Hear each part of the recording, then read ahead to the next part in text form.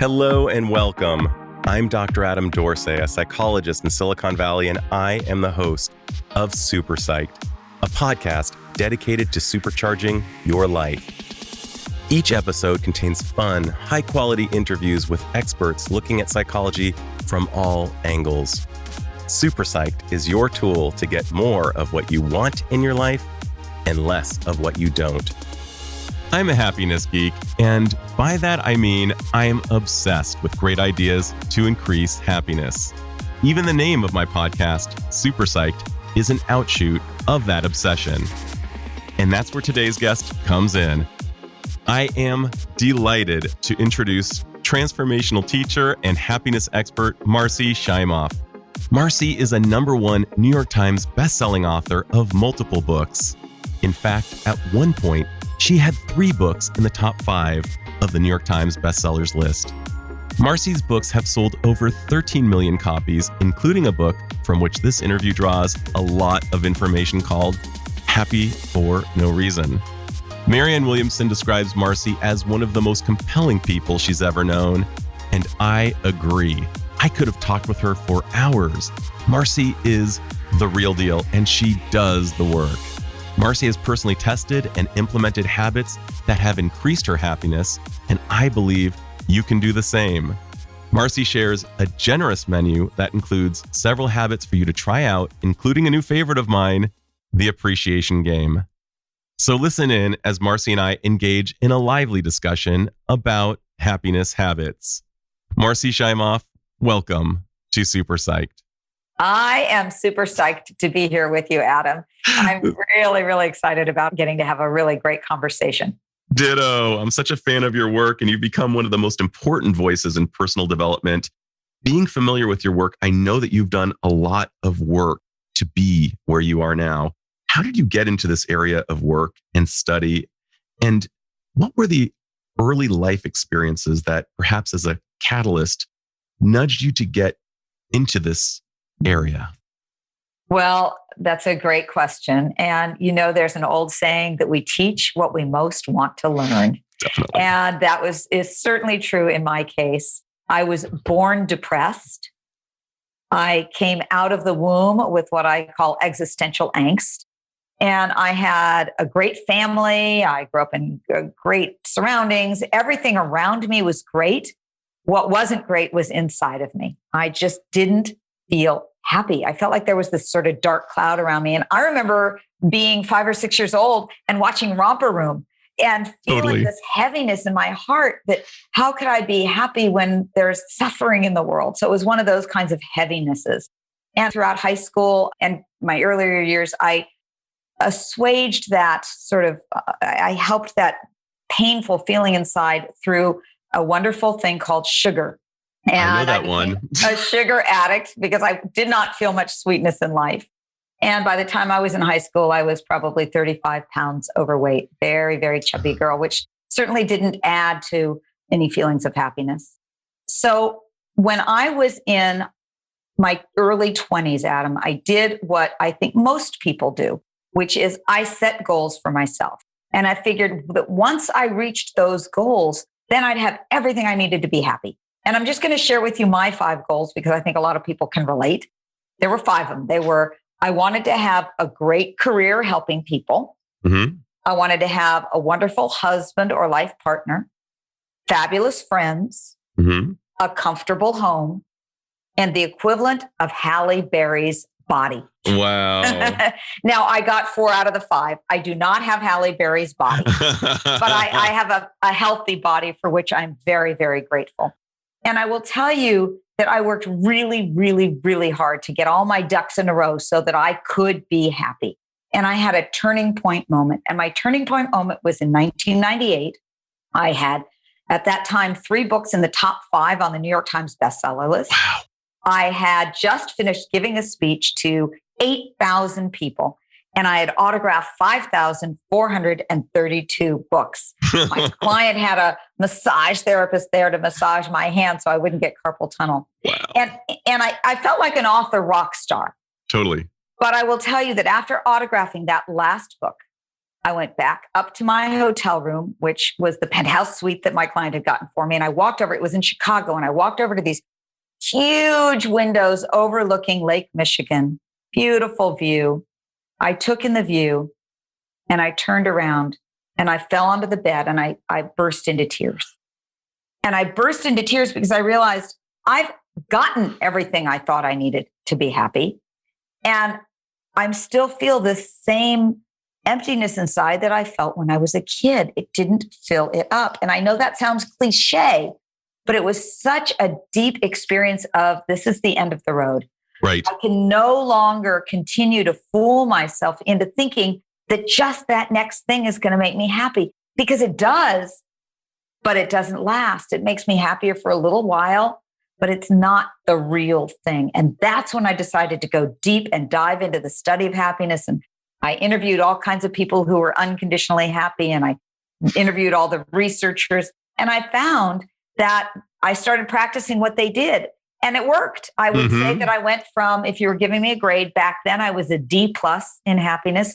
And today I'm an A. Now, that's not to say I'm still not a work in progress, because I am, but it's solid. And so that's why I'm so excited and passionate about sharing with people how to be happier, because I know what a difference it made in my life. I am the least likely person to be here with you today speaking about happiness. And I know that this is possible for everybody. You know, you and I share one thing that's very big in common. That is that we both have experienced depression. We've both been chasers of that incredible experience of happiness. I've also been a great consumer of sugar, one of my addictions. And we've both experienced the attempts to fill that hole erroneously with things that we thought would make us happy.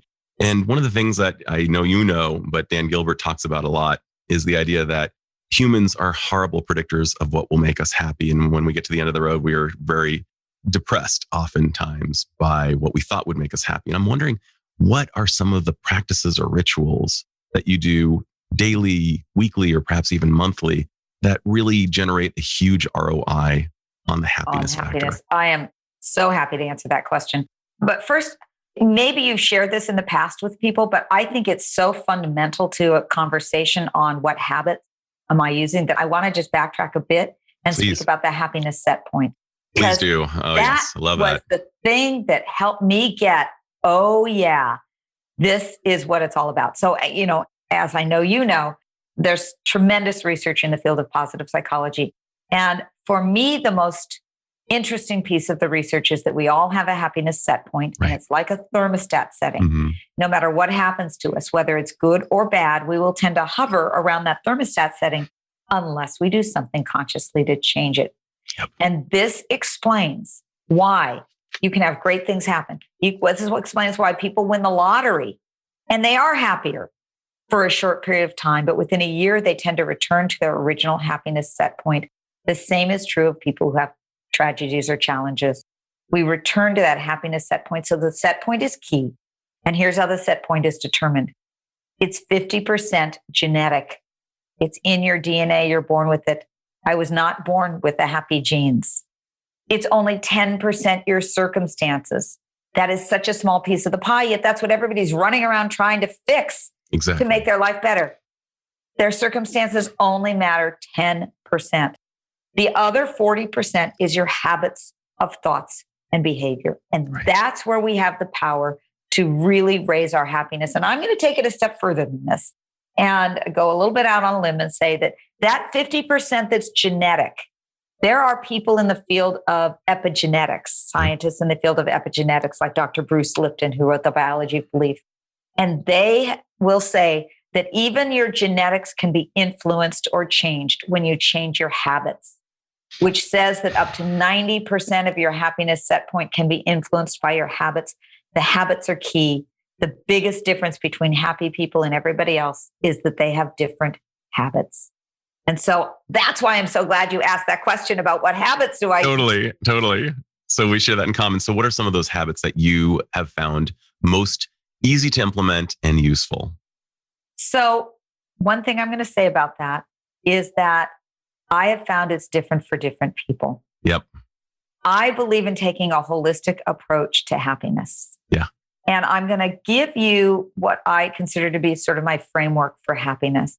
And what I want everybody to do is look at where it's 7 main areas of happiness. And I want everybody to look at where are you the weakest? And that's where you want to start in creating new habits. And I will tell you what habits I do, but they may not be the ones that you most need. Of course. I want to know the ones that you do. Yeah. So the ones I do, I'm going to tell you first the ones I do, and then I'm going to tell you what these 7 areas are. Sure. So the ones I do are gratitude. For sure. I am constantly really looking for the good in life and really savoring it. My dear friend Rick Hansen talks about savoring the good. In order to create new neural pathways for the positive, we have to first notice it because our brains are wired for the negative. They're wired. We have what's called the negativity bias, where 80% of our thoughts for most people are negative.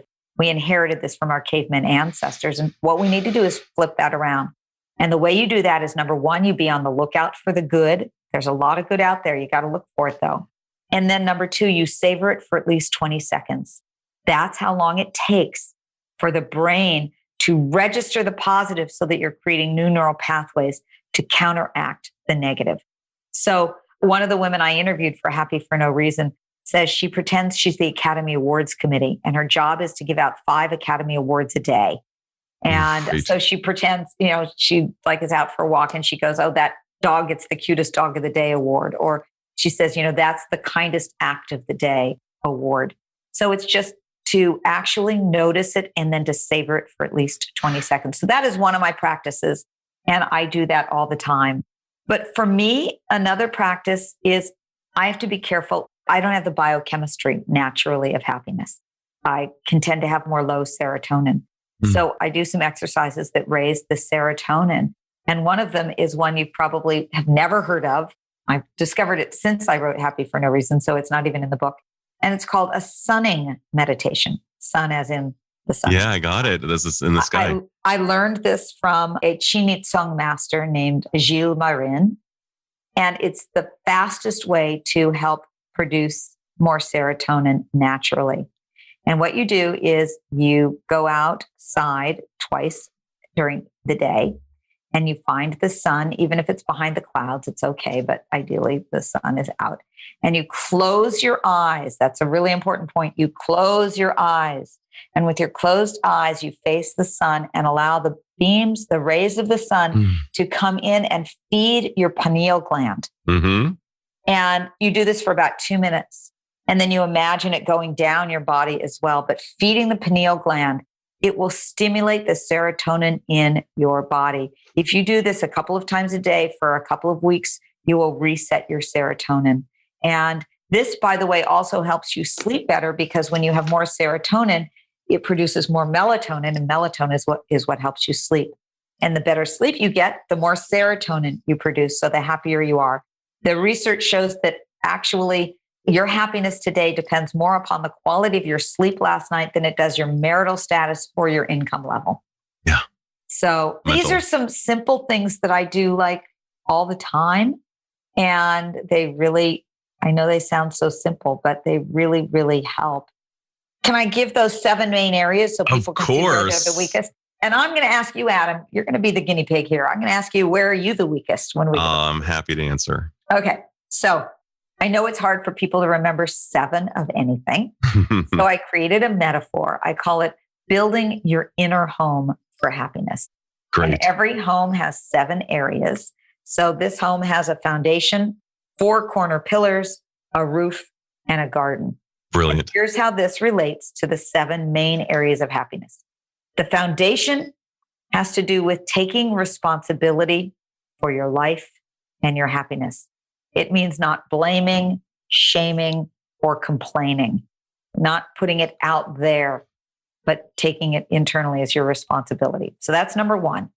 Then there are the 4 corner pillars of your house. And the pillars are the mind, the body, the heart, and the soul. The mind is your thoughts, what we were just talking about. Do you have a lot of negative thoughts that rob your happiness? The second area is the heart. Do you live with an open heart?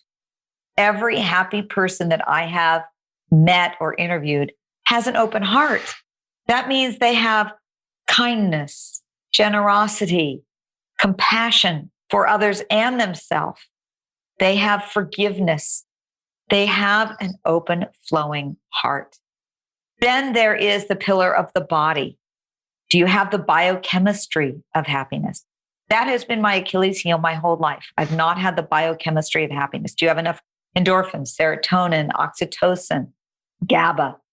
And there are things you can do physically to help you with the biochemistry of happiness through how you care for your body, what you take, what are the vitamins you take, what are the supplements, the sunning exercise that I show you do, what kind of sleep do you get, exercise. Then there's the pillar of the soul. And that has to do with your connection to spirit. And I don't care what you call that. You can call that God. You can call that the divine, creative intelligence, nature. Doesn't matter. What matters is that you feel a connection to the greater energy in the universe. So those are the four corner pillars. Then there's the roof. And the roof of your home for happiness has to do with your passion or purpose in life. Are you living a passionate life?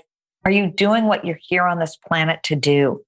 And everybody I know who's happy is living an inspired life. That doesn't mean they're going out and saving the world. It means they're doing what they are on the planet to do. And that's what matters. And then finally, the garden has to do with who we surround ourselves with. Are you surrounded by a lot of weeds or negative people? Or do you surround yourself with roses and gardenias, the people who support you in being happy? And I have to just comment on this. I've studied happiness to the nth degree, and this may be one of the finest and most graspable models I've ever come across. Thank you. You know, I did it because, once again, I have a hard time remembering things. And I really saw that there were these 7 main areas. When I interviewed happy people, I really saw it's holistic. You can't just focus on your thoughts or the brain, where a lot of people just do that. You've got to take, I think, the holistic approach. And then you start where you're the weakest. So Adam, out of those 7 areas, I asked you, you're going to be the guinea pig. Where do you think you're the weakest? Great question. I would have to say care for my body. Actually, I feel fairly strong in most of these areas. I believe I surround myself with good people. I'm fairly responsible. I take great care of my mind, great care of my heart, and soul. And my purpose is incredible. But my goodness, I will, Sir Kenneth Robinson describes us as heads that are pushed around on carts. Right. Sometimes I identify with that and I neglect that area of my life. I need to exercise more. I need more meditation time. And to your point about the sun meditation, I used to be really into audiovisual stimulation, which is a sound and light machine. And that always gave me a lot of goods. And I have one in my desk and it's sat there unused for the longest time. So I'm with you. Yeah. And here's why I really like taking this approach to looking at where are you the weakest. The habits that we need to change to be happier, they're not hard. They're actually easy. You just need to go out and do a little exercise or pick up that light machine that you have or go out and do the sunning. But it's recognizing where am I the weakest and then taking some baby steps. See, I think where people get hung up is they think it's a big thing and they have to chew off more than they can, overwhelm. Overwhelm. And it's not that. It's just knowing which is the right medicine for you. And that's why I really want people to look at these 7 areas and go, okay, where am I the weakest? What's my medicine? Because what's right for one person is not where another person needs to start. Yep. So I know I derive a huge ROI when I take great care of my body. Yeah. It's night and day. All right. So I'm going to put you on the spot here. Sure. All I'm going to ask is what's one commitment that you will make to doing differently for just 5 minutes a day for the next 2 weeks? Because that's all it takes. I love that question. So you're thinking kind of like heart math. I love that because I know you're a fan of heart math. I am. So I will gladly commit to 5 minutes of audiovisual stimulation. I will do 15 a day. I need that badly. And I'll integrate that with my meditation practice. I can do that simultaneously and I'm going to use what you just said with regard to the sun meditation taught by you. your Qigong teacher. I think it's spot on, and allow the light into my body. I'm going to consciously do that. Well, I love that. I love that you've declared that in front of me and all of us here listening today. And the next step I would say to you or to anybody making a commitment to do something differently is to find an accountability buddy and, somebody in your life who also wants to be on this journey with you, and to check in with each other once a week and to make sure that you're doing it, that you're keeping that commitment. So who's your accountability buddy? I can tell you unequivocally, it will be my wife. She will listen to this before it publishes, as she always does. And she's going to look at me afterward and say, and you're doing this. And I will. Good. And then you need to ask her, what is her commitment? What thing is she going to be doing differently in her life for even just 5 minutes a day for the next 2 weeks to help raise her happiness set point? I love that. I love that so much. So I'm going to share you, because you and I are both happiness geeks, if it's okay that I call us that. Absolutely. Some of my favorites are awe. I've been really intrigued by the science of awe that my friend and colleague, Dr. Jonah Paquette, has described, and that it can just, yesterday we were in Big Sur and we got to take that in. And not long ago, my 11-year-old son, who's my great teacher, oftentimes will beckon me out to the yard to look at the moon and behold and take in the awe of something, that happens every day. And I love awe. I love even the word awe. Sometimes words just bring along that flavor of it. And I can relate. This last weekend, just yesterday, we were in Santa Cruz taking long walks in Aptos, actually taking long walks on the beach. And I'm always in awe at the ocean. Just sitting and looking, this relates back to the sunning meditation. People say, well, what do I do if there's no sun out? Just looking at nature for a couple of minutes and feeling that sense of awe, that will raise your serotonin level. That is the best drug you can have. Totally. Biophilia. So just awe wherever you are. If there's not a lot of nature around you, maybe there's just a flower down on the sidewalk. One of the women I interviewed, she was a Holocaust survivor. And I asked her how she found joy. And she said she looks at everything. She'll be walking down the sidewalk and those weeds that grow through the cracks that have a flower in it. Absolutely. She looks at that and sees awe in that. In the perseverance of the plant. Yes. And Brother David Steindl-Rast, who is one of my very favorite teachers. He's a 96-year-old Benedictine monk. He was also on the run during World War II in Austria. And he started something called gratefulness.org. And every day they have beautiful quotes on gratitude and gratefulness. And he says, he picks, I love this. This is such a unique take on things. He picks a different theme each day. And that day, whenever he's reminded of that theme, he stops and feels gratitude or awe for it. So maybe one day the theme is water. And he takes a sip of water and he just feels the gratitude and awe of water. And every time he sees water that day, he stops. Even if he sees like a fire hydrant, that's his cue to stop and feel gratitude. The next day, he might pick the word leaf. And every time he sees a leaf, and he says he tries to pick a new word, a new theme every day for a year. So isn't that cool? So great. And there are probably 365 different things that a person could be kind of blown away by that we just take for granted. The fact that our autonomic nervous system did everything right while we were asleep so we could wake up. The fact that my car fired on all cylinders to get me to work. I don't think about that too often. But when I do, my cup feels much fuller. And I'm with you on that. I think he's a genius. Yeah. And I think your Holocaust survivor friend is as well. As a student of positive psychology like you are, these are great. I'm just dying to know, Marci, one of the things that I get about you is your humility and your willingness to grow. You have that growth mindset that Carol Dweck describes so beautifully. I'm wondering, what are you working on now? What's your growing edge? I love this question because I've always felt like my life was an experiment. Totally, me too. For what was, and then whatever I found that worked was next. Exactly. And so throughout my life, there have been two things that I have habituated. And I do believe that we also bring in ancestral memories and ancestral kinds of lessons that we're here to learn. I think we're all here to learn life lessons. Yeah, to your point about epigenetics, yes, absolutely, it's there. I feel as though there has been a commitment to suffering, to life being a struggle. Totally. And that I have always felt that things should come, but they should come through struggle. Like it's not okay to have things come easily. Like somehow that's cheating. That would be just a terrible thing because you have to struggle. Right. And you have to suffer. Yes. And so my edge is, and I have created what I've wanted in life, but a lot through struggle. So my edge is to see if in fact ease can also be a pathway that's every bit as valid and useful. So I'm doing something these days called an experiment in ease.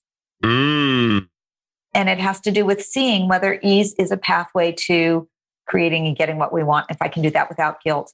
And I'm going to say there's a second edge, but I should stop and let you comment if you want on that. Oh, I love, first of all, I love that. I so resonate with that because that was also my unwritten rule. It only came to the fore at a workshop in 2004 when I was at a money and intimacy workshop that was conducted by Jet Saris and Marlena Lyons, who were just, asking us what are our beliefs about money. And I said, it has to be hard to earn. Yes. And it became unlocked. And when I looked at it, I thought, wow, is that really how I want to live? So to your point, ease as a concept is something that felt very foreign to me. So I really resonate with that. But what's the next thing? Good. Well, I'll probably interview you about what you've come to learn about that. Oh, I can't wait. And the other thing is, and I think they're very, very related, is the concept of trust. One of the things that I found, and when I interviewed for Happy for No Reason, these, what I call 100 unconditionally happy people, I've since interviewed like 1,000 of them. One thing I've come to see is that people who are deeply happy have a belief that this is a benevolent universe, that the universe is on their side. And Einstein said the most important question we can ask ourselves, is this a friendly universe? Now, that doesn't mean that everything goes the way they want to have it go. But what it means is that they believe that there is a loving presence in the universe and that life is always moving us towards progress, towards our greatest growth and opening to the ultimate truth in life. The ultimate truth in life to me is to recognize our own divinity, is to know that we are, our essence is happiness, our essence is love, our essence is the divine, and to feel that, know that so deeply that that's where we come from. But in the meantime, I believe that life is pointing us always in that direction.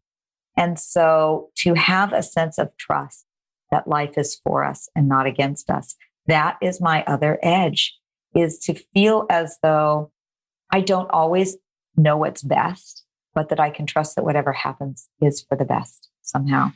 So I think that those are very, very connected, because the more we live in trust that this is a loving universe, the less we have to struggle or fight or feel like we're in a survival mode, the more we're in just an openness to receiving the blessings of life mode. I'm going to ask you about that. I don't know what's best, but I can trust that whatever happens is for the best. That's a really, really high bar. I know.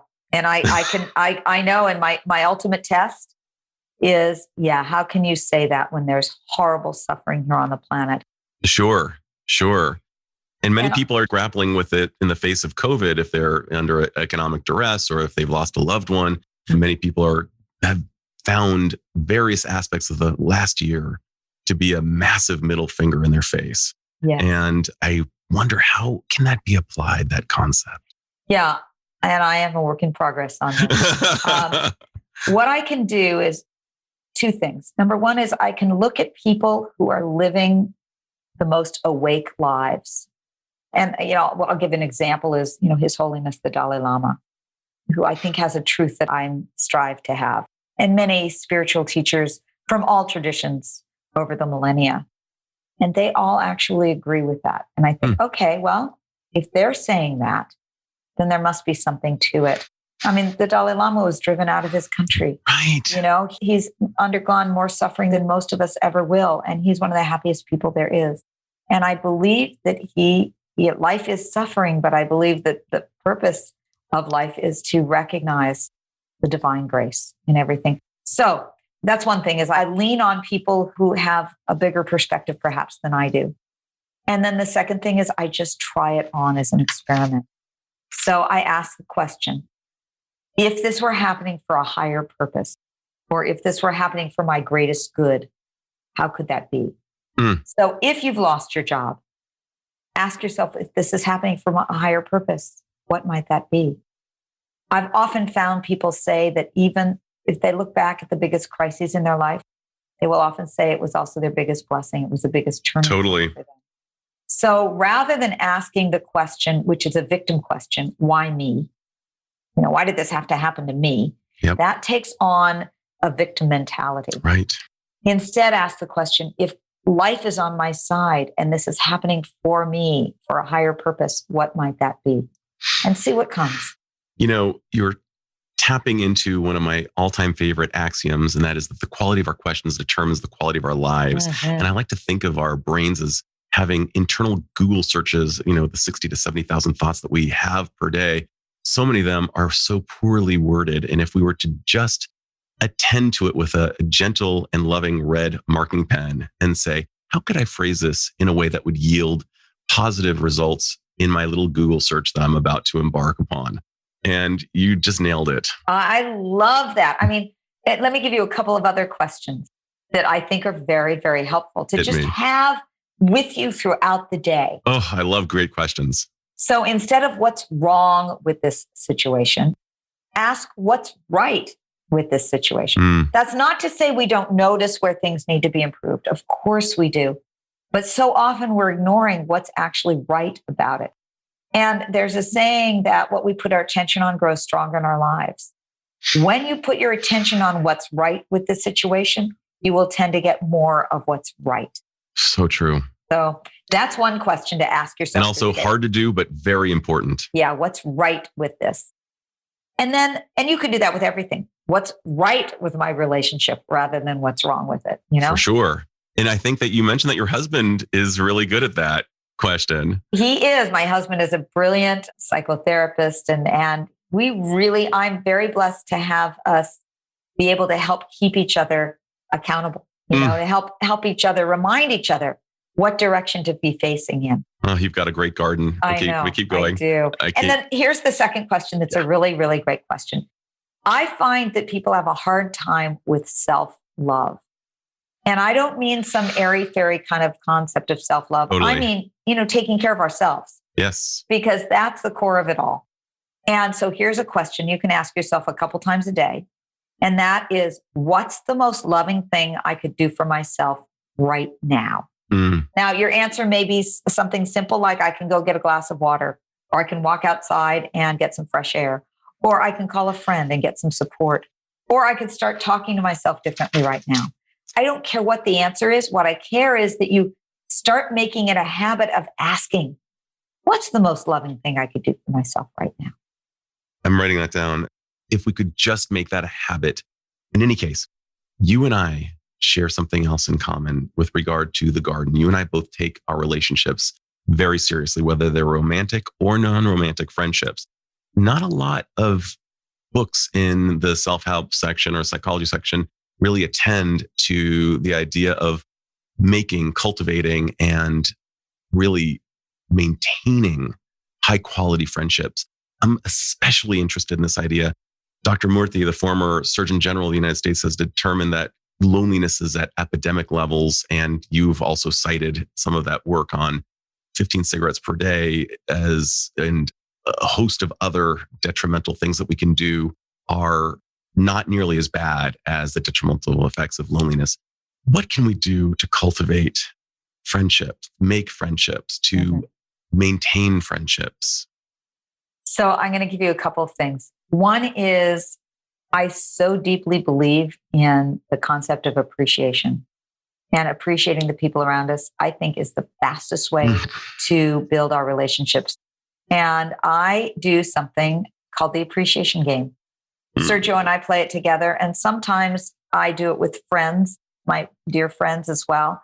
I recommend that people do it in their workplaces. In my company, I run an online program called Your Year of Miracles. And we have this beautiful team of people and we play the appreciation game. And all it is you say something I appreciate about you is, and you go back and forth. So my husband and I will do it. We'll do like 5 appreciations every day before we go to sleep. And it could be a quality about them, or it could just be something that they did that day. Like, something I appreciate about you, Sergio, was that you inspired me. We went on this fabulous bike ride yesterday at your inspiration. Or, something I appreciate about you is how we laugh so much when we're together. Or something I appreciate about you is how deeply kind you are to people. So it's just that idea. And what happens is you feel so good and it so nourishes relationships. So I do this with my family. We go around the table and we'll take one person and we'll start with that person, and everybody will go around and say something they appreciate about that person. And then you go to the next person and everybody will go around and say something you appreciate about that person. You can do this in your work teams. You can do this in any relationship that needs just a little bit more juice. So I love that idea. So, one of the things that you cite is Gottman, and I believe other people have cited the 5-to-1 ratio to 5 positives per negative to keep us in the positive zone.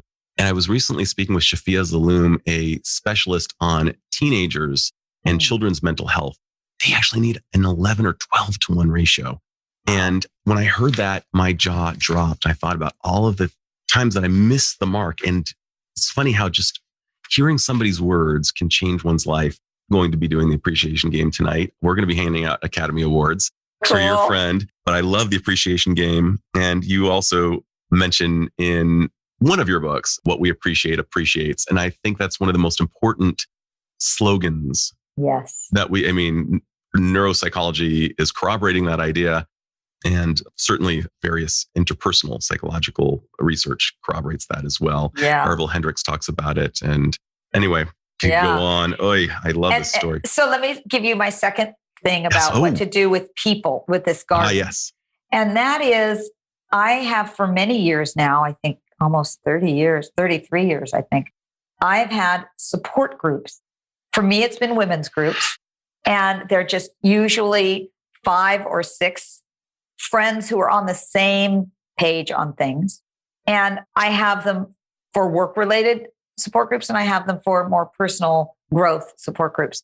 And we meet once a week or once a month, and we go through what's good in our lives, what our wins have been since we last met, what our intentions are. And I have found so much huge growth from having intentional groups. In my Year of Miracles program, we have people in groups of about 5 or 6, and they're called Miracles groups. And they meet every other week, and they help support each other in whatever their miracle intentions are. So this idea of we're not here to do this alone. We human beings are social creatures by design. We affect the people around us dramatically. We catch the emotions of people around us like we catch their colds. And we are here to be supported by others. So I think it's a great idea to create a formal kind of a support system in this particular way. I want to ask this piece. You mentioned the wins as well as the intentions. Do you also talk about the losses? Some of the groups we do. And when we talk about the losses, we talk about them in light of what it is we're learning from them, or what might be the lesson or the gift in it. So yes, I just lost my job. Of course, we talk about that. If somebody just lost their job, and then we look at what grief they're going through. I mean, I am so a believer in the processes of grief. I know you've done some work in the area of grief. So this is not about sweeping the negative under the rug. This is about fully feeling it, allowing it, feeling whatever emotions come with it, but not getting stuck in it. And so we definitely in these groups honor what processes we're in the midst of. Let me just say this, because I think I actually haven't even said this. My definition of happiness, I call it happy for no reason, is an inner state of peace and well-being that doesn't depend on our circumstances. It's an inner state of peace and well-being that doesn't depend on our circumstances. That does not mean that we don't also feel grief when we lose something, or sadness or anger. We feel those things, but they're on a backdrop of peace and well-being so that we actually can bounce back more quickly. We can deal with it. We have a resilience, but it's not to say that we don't feel the ups and downs of life. So good. I couldn't agree more. So I'm going to close with a fantastical question. Okay. Marci, if you had the magical powers that could cause you to confer upon all humanity one skill or one insight that would change the individual and perhaps even change society at large, what would that skill or insight be? And what effect do you think it might have on the individual as well as society? All right. Well, Adam, I have to go back to something I alluded to earlier for this. I believe that our lives, that it's not an accident that we're alive, that we're alive for a purpose. People say who've had a near-death experience, which I have not had, but there have been thousands of people reporting about a near-death experience. And what they say is that at the end of our life, we are asked two questions. It's like a final exam. It's an open book final exam. And the two questions are, how much did you grow in your capacity to love? And how much did you learn your life lessons? So I believe that the purpose of our lives are to learn these lessons that each of us have individually. My lessons are not your lessons. You know, it's a curriculum and you're taking certain classes and I'm taking other classes. But the deeper question is, how much did you grow in your capacity to love? And I'm going to say that the answer to that, from what I've seen in people who are living a sort of more awakened, enlightened life, is that they recognize the divine in they feel totally and completely connected to the divine. And they recognize the divine in themselves, the divine in everything. And that, I think, is what life is about, is to know that divine inside, because then you live from love. That is love. That is divine grace. So that would be my wish for everybody. And if everybody were living knowing that they are divine, feeling their connection to all of life and love, we would have an entirely different planet. And Adam, I always want to end when I speak with somebody with this idea, because often people ask me, isn't this selfish? All you're talking about is living your own best life. And what about the rest of the world? You know, the world is suffering. And I deeply believe that one of the things that we can each do is to feel that love and that happiness inside ourselves, because that's how we best will influence the people around us. Because when we are happier, we affect everybody and everything. And so there's this beautiful Chinese proverb that sums up why I'm so passionate about all of this. And it goes like this. It says, when there is light in the soul, there will be beauty in the person. When there is beauty in the person, there will be harmony in the house. When there is harmony in the house, there will be order in the nation. And when there is order in the nation, there will be peace in this world. And my prayer and my wish for all of us is that we know that light in our own souls. And through that, we help create more peace here on this planet of ours. I could not imagine a more profound conclusion to this great interview. I'm so grateful that you showed up so big for my audience. Marci, I just can't thank you enough. This has been great. Well, I have loved getting to talk with you. I will say this, I've done, thousands of interviews at this point. And I just so appreciate how deeply present you are to this conversation. It's made it so full and alive. And I know how much research you do in advance. And I know how dedicated you are in your life to helping people live better lives through the work that you do. So I'm honored to have gotten to have this conversation with you. See, thank you so much for that reflection. That feels so good. I feel like I just got an Academy Award. So, I give you the Best Interviewer of the Day Academy Award. Thank you so much. Well, I hope to continue this conversation in some form, whatever it may become in the future. Absolutely.